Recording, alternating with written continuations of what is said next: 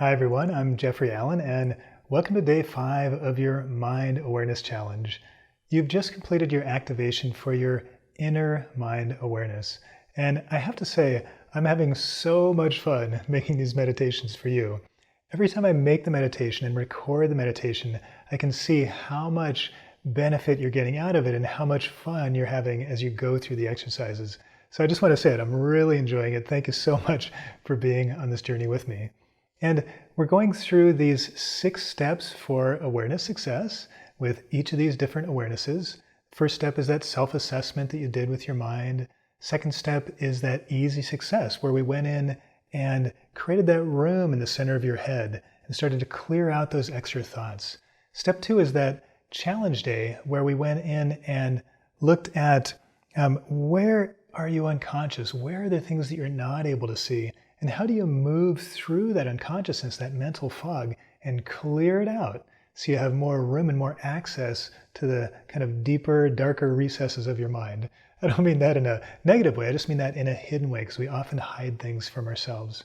And then, of course, on day 3, we did that wow day where yesterday we were looking at how do you organize your thoughts? Can you put your different thoughts in different rooms and then consciously close and open those doors? And this is such a fantastic exercise. And I want to remind you too that as you go through these steps, you're building your activation. So you don't have to remember everything that we did, and you don't have to try to get it all perfect. You're putting all that activation in there, and by the end of 60 days, you're just going to have this enormous amount of interesting and amazing awareness that you can draw on as you need it. And you don't have to worry about it. You'll just pull out just the right tool, just the right awareness when you need it. So that's the goal. Now, of course, you've already done those 4 steps, so you have your activation with your inner mind awareness, but you do need to practice and to share to continue to build that awareness up. So I'm going to give you some good examples of ways that I like to practice with the inner mind awareness. And you can tell right away that having a fast mind and having an aware mind doesn't mean that you necessarily remember everything. So that's why I'm looking at my notes. I want to make sure that I give you all these applications, not just the ones that I can remember. So the first thing is that having an aware inner mind is really great for organizing your day. So as you go about your day, just remember to kind of open and close those doors to the information and the awareness that you need. So if it's a relationship or work and so on, you don't have to go into meditation. You can just do this with your eyes open and just kind of notice what you're thinking and close that door or open another door. Now, this is also great for noticing what you need before you get into a crisis. So in the morning, you might go into the center of headroom and just check each of those rooms and just notice, is there anything that needs your attention in your relationship that you weren't aware of, or maybe at work, or maybe in your planning space? And if you check in the morning with each of these, you'll notice those before it becomes a problem. So this is really a good shortcut for you with time. Now, the blue energy ball is such an amazing tool because you can use this to see what's invisible to you, whether it's something in your mind or even a lost object or a perspective that you're missing or something that's just kind of just beyond your thoughts. So I encourage you to play with this one. This is actually a really simple and easy tool to use. Again, you can do it with your eyes open and just imagine you're shining that blue light and revealing what's usually invisible to you. Now, there are some good body applications too. You can use these techniques to relax. You can use them to really get into the zone if you're in physics or if you're in sports, in physical activity, and turn off everything else and let yourself just be in that silent place in the center of your head. It's very relaxing, it's very focused, and it's great for sports. Also, hanging out in the center of your head tends to give you a little bit different perspective. You tend to just kind of drift a little bit and let things in that maybe wouldn't have got your attention, wouldn't have got your awareness otherwise. Now, relationships are a great place to use your inner mind awareness because the biggest complaint I hear when I'm listening to people talk about their relationships is that their partner is always thinking about work. And I have this problem too sometimes. And what I've learned is that if you learn to just close that door on the work and then open the door in relationships, that it really helps make that transition. And I also had a problem where I noticed that center of the headspace, that main room, was my workroom. So I was having a hard time ever leaving that room. So if you have that problem, remember, put it out in that separate room.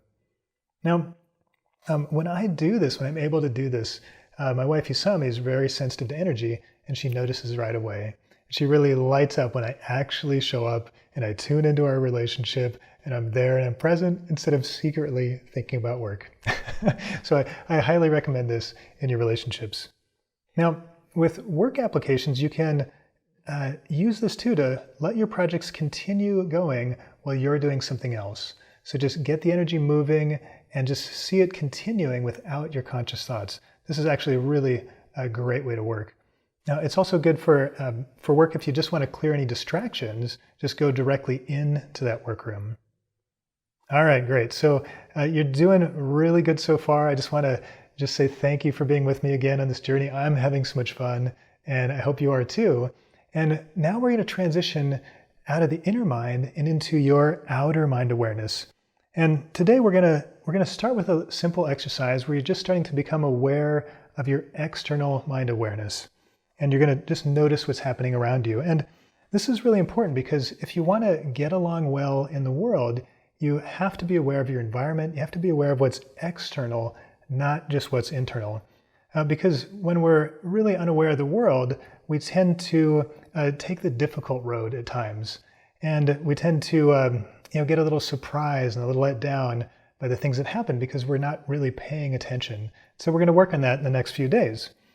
Because when we're aware of the world, the opposite thing happens, and we tend to be in the right place at the right time and have that extra synchronicity. So being aware of your external mind is really powerful. All right, so let's go ahead and dive in. We're going to start with a simple meditation. So just be right behind your eyes and notice your breath and close your eyes. Let your awareness move into that room in the center of your head. And imagine you're having a conversation with a friend.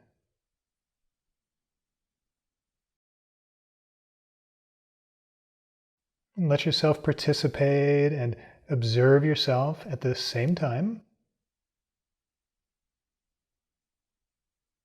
And imagine your friend is telling you a story about something that's really important to them. As they're talking, notice, are you listening intently? Or are you half listening as you process something that they said before? Maybe you're thinking about what you want to say next and looking for a break so you can start talking. Or maybe you're thinking about something completely different that's more interesting to you. And just notice, how much attention does your friend really have? 100% of your attention? 50%? 10%? Just be amused. And now imagine it's your turn to talk and you're telling a story to your friend. Where is your attention as you talk? Are you focused on yourself? Are you focused on your story? Are you focused on your friend's response? If your friend gets a little bored with your story, do you notice? Are you worried about your friend's impression? Just notice how much attention is on you and how much of your attention is on your environment. Now imagine that your friend interrupts or disagrees. And just notice how you respond. Are you defensive or frustrated? Or are you interested in hearing their opinion?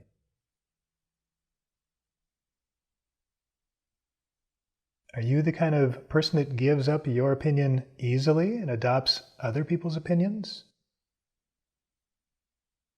Or is it hard for you to change your mind?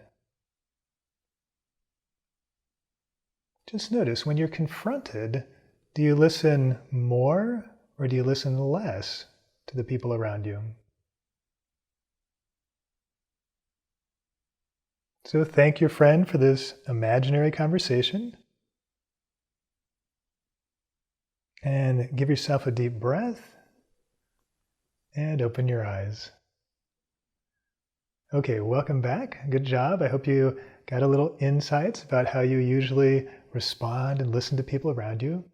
And I encourage you today, as you go about your day, notice how you're listening to others. So are you giving them your full attention, or are you processing something else in your own mind? Either one is okay, and sometimes one is better than the other. I just want you to notice. So it's not about judging yourself or feeling bad. It's just about becoming aware so you can consciously choose which one you're doing. You can choose to focus on the other person or choose to focus on yourself. So over the next few days, we're going to really start working with that outer mind. So you're going to start learning how to really sense your environment. You're going to notice how to feel your own filter and how to change it. And you're going to notice how to listen into the big picture of what's going on the planet. And this one's really fun. So thanks so much for joining me today. And I hope that you enjoyed the exercise. And I look forward to seeing you tomorrow.